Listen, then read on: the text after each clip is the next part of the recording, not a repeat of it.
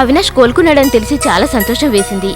అందుకే నిన్ను పలకరించి వెళ్దామని వచ్చా. అవినాష్ గారు నిన్ను ప్రేమించి పెళ్లి చేసుకున్నారు, కానీ నేనొక బాధ్యత కోసం అవినాష్ గారిని పెళ్లి చేసుకున్నాను. బాధ్యత కంటే ప్రేమే గొప్పది. నేను ఇక్కడే ఉంటే నా స్వార్థంతో మీకు ఇబ్బంది కలిగించవచ్చు, మీ కాపురాన్ని చూసి ఈర్ష్యపడొచ్చు. ఎంతైనా నేను ఆడదాన్నే కదా. అందుకే భార్గవి, నేను అమెరికా వెళ్ళిపోతున్నాను. వద్దు శిరీష, అలాంటి నిర్ణయం తీసుకోవద్దు.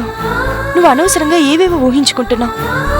అవినాష్ గారు నిన్ను ఆనాడు ప్రేమించారు, ఈ రోజుకి ప్రేమిస్తూనే ఉన్నారు. నువ్వు అవినాష్ గారితోనే ఉండాలి. శిరీషను అమెరికాకు వెళ్లకుండా ఆపాలి బాబాయ్. ఈ పని మీ ఒక్కరికే సాధ్యం అవుతుంది. త్యాగానికి కూడా హద్దుంటుంది. నీ జీవితం గురించి కూడా ఆలోచించుకో తల్లి. శిరీష కూడా మీ కూతురేగా బాబాయ్. శిరీషకి అవినాష్ ఇంట్లో భార్యస్థానాన్ని కల్పించడానికి ప్రయత్నిస్తుంది. అందుకు నా సహాయం కోరటానికి వచ్చింది.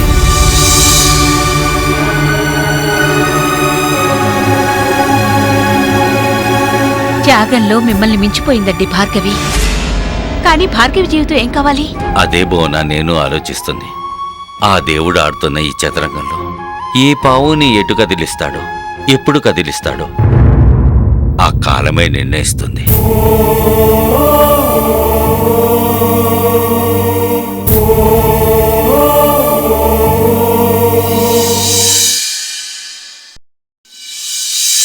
నేను శిరీషను మాట్లాడుతున్నాను. అమెరికాకి టికెట్ కావాలని చెప్పాను. ఏం చేశారు?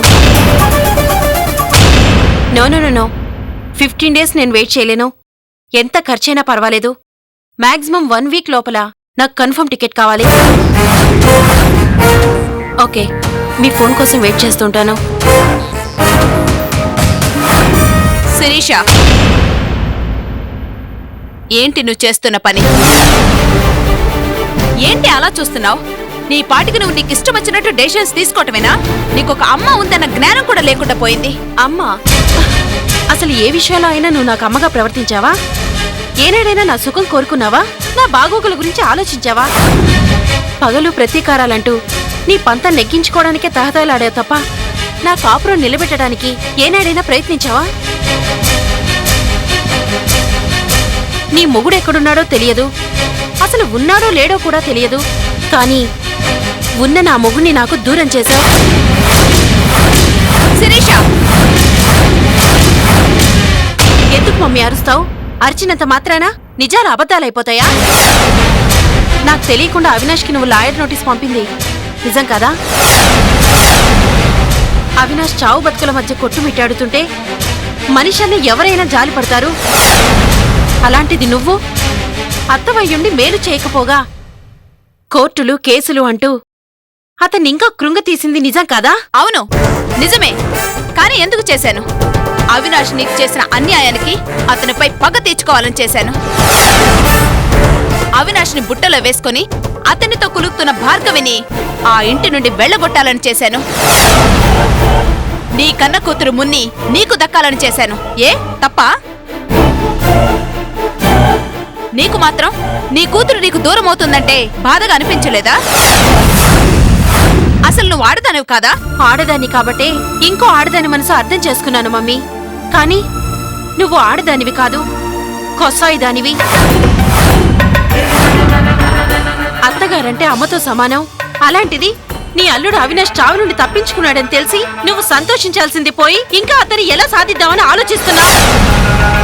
నీ కుతంత్రాలు ఆపాలంటే నా దగ్గరుంది ఒకే మార్గం, నీ కళ్ళకు దూరం అవడమే. అందుకే నేను అమెరికా వెళ్ళడానికి నిర్ణయించుకున్నాను. నోర్బోయ్, నువ్వు వెళ్ళటానికి వీల్లేదు. నువ్వెలా వెళ్తావో నేను చూస్తాను. ఏం చేస్తావు? నువ్వేం చేసినా నన్ను ఆపలేవు మమ్మీ.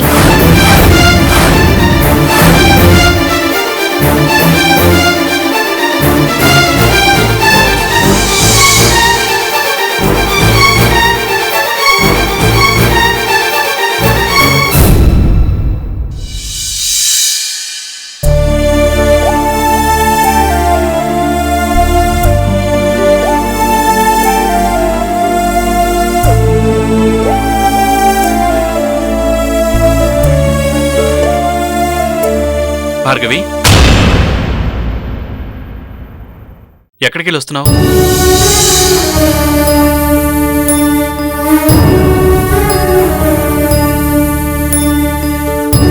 అదేంటి భార్గవి, ఎక్కడికి వస్తున్నావు అని అడుగుతుంటే మాట్లాడమేంటి?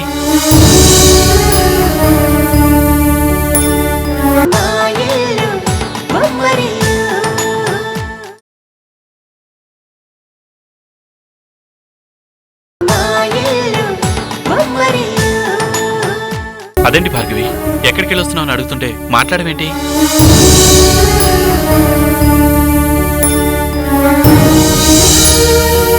భార్గవి, ఏంటా కన్నీళ్ళు? ఏం జరిగింది? శిరీష అమెరికాకు వెళ్ళిపోతుందండి. ఛ, ఊరుకో భార్గవి. శిరీష్ కోసం నువ్వు కంటతడి పెట్టడం ఏంటి? అయినా అలాంటి ఆడది దేశాన్ని వదిలి వెళ్ళిపోతుందంటే ఎవరైనా సంతోషిస్తారు కానీ నువ్వేంటి కంటతడి పెడుతున్నావు? శిరీష ఇదివరకటి శిరీష కాదండి. తనలో ఎంతో మార్పు వచ్చింది. తెలిసి తెలియని వయసులో తల్లి మాటలు నమ్మి తన జీవితాన్ని తనే నాశనం చేసుకున్న అమాయకురాలండి శిరీష. తను చేసిన తప్పులు తెలుసుకొని ఇప్పుడు పశ్చాత్తాపడుతుంది. అదంతా వట్టి నాటకం. అమ్మా కూతుళ్ళిద్దరూ డ్రామాలాడటంలో ఒకరిని మించిన వాళ్ళు మరొకరు. అసలు అమాయకురాలివి నువ్వు. అందర్నీ నమ్ముతావు. కాదండి, మీకు తెలీదు. శిరీషలో వచ్చిన మార్పు నేను చూశాను. నాకు బాగా తెలుసు. అంతెందుకు, ఈరోజు శిరీష అమెరికాకెందుకు వెళ్ళాలనుకుంటుందో మీకు తెలుసా? మన సుఖం కోసం.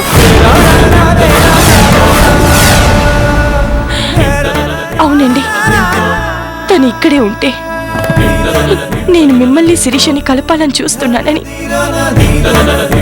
అమెరికాకి వెళ్ళిపోవడానికి నిర్ణయించుకుంది. తను ఇక్కడే ఉంటే వాళ్ళ మమ్మీ తన సుఖం కోసం మనపై ఎక్కడ పగ పెంచుకుంటుందోనని శిరీష శాశ్వతంగా అమెరికాకి వెళ్ళిపోతుంది. ఓహో, త్యాగం అన్నమాట. అంటే శిరీష మనిద్దరి సుఖం కోసం త్యాగం చేయాలనుకుంటోందన్నమాట.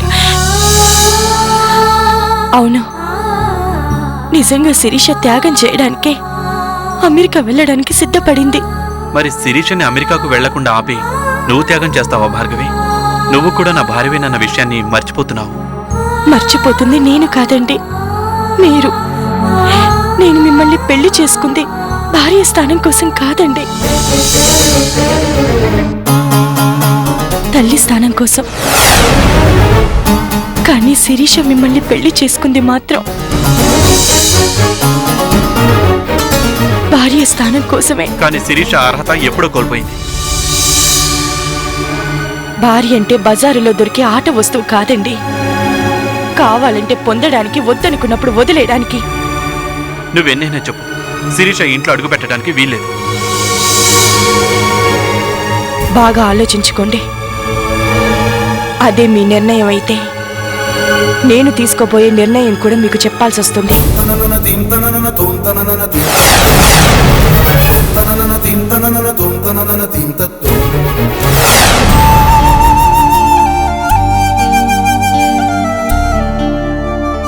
అమ్మా శిరీష, ఏం జరిగిందమ్మా? ఎందుకలాగున్నా?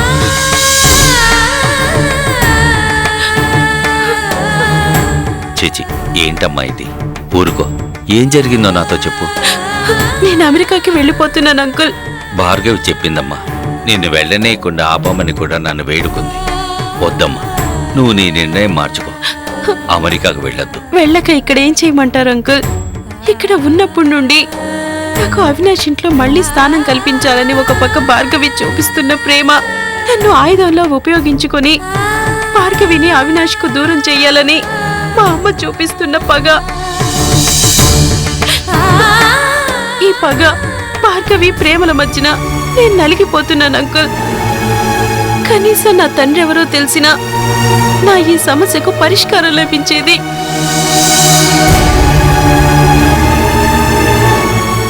కానీ ఎన్నిసార్లు అడిగినా మమ్మీ నా తండ్రి ఎవరో కూడా చెప్పడం లేదు. నువ్వేం బాధపడకమ్మా.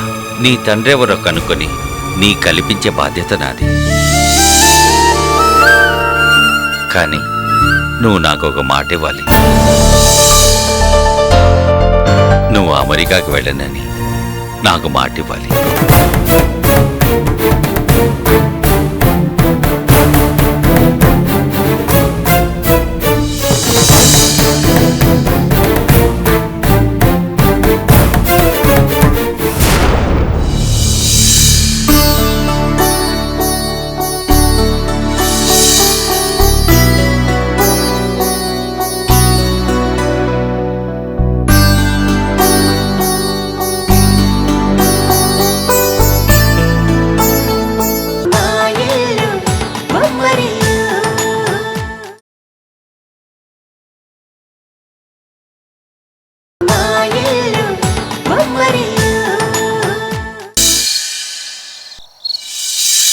చిచ్చి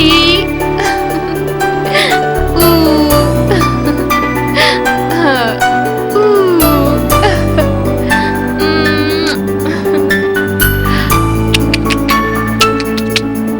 ఆ, ఓ, ఓ. జుట్టు పట్టేసుకున్నావా? ఎంత భయమైందో తెలుసా? ఎప్పుడొచ్చారండి? అసలు నేను మిమ్మల్ని గమనించనే లేదు. అవునులేండి, మొగుడనేవాడు ఒకడు ఉన్నాడనే మర్చిపోయారుగా ఈ మధ్య.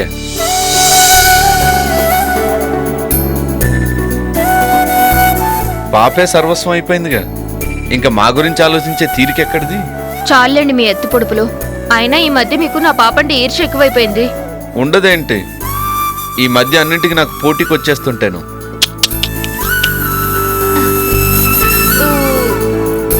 ఏంట్రా? కాస్త మాకు కూడా పంచండి మేడం మీ మురిపాలు. అబ్బబ్బా ఊరుకోండి, మీ సరసాలకి వేళాపాళ లేకుండా పోతుంది. ఊ. ఏమండి, మన భార్గవి గురించి ఆలోచిస్తుంటే సంతోషంగా ఉందండి. ఇన్ని రోజులు అవినాష్ పరిస్థితి చూసి ఆందోళన పడ్డాం, కానీ ఆ దేవుడి దయ వల్ల ఆ గండం తప్పింది. ఇప్పుడు భార్గవికి బాధ్యతలు తగ్గాయి, తన జీవితానికి ఒక తోడు దొరికింది. భార్గవి జీవితం కొలిక్కొచ్చింది కదండి. ఏమో ప్రియా, ఓ. అవినాష్ గండం నుంచి బయటపడడం వల్ల భార్గవి జీవితం కొలిక్కొచ్చిందో, తను ఇంకో ప్రాబ్లంలో ఇరుక్కోబోతోందో అర్థం కావట్లేదు. ఏంటండి మీరనేది? అవును ప్రియ, ఆ వైజయంతి సామాన్యురాలు కాదు. అవినాష్ ప్రాణాపాయ స్థితిలో ఉన్నప్పుడే దయాదాక్షిణ్యాలు లేకుండా ప్రవర్తించి మనశ్శాంతి లేకుండా చేసింది. అలాంటిది అవినాష్ కోలుకొని భార్గవితో సంతోషంగా ఉంటే ఎలా ఓర్వగలదు? ఎలాంటి సమస్యలు సృష్టిస్తుందో ఏమో. భార్గవి జీవితం కొలిక్కొచ్చిందనుకోవాలో లేక ఇంకో సమస్యకు నాందనుకోవాలో అర్థం కావట్లేదు ప్రియా.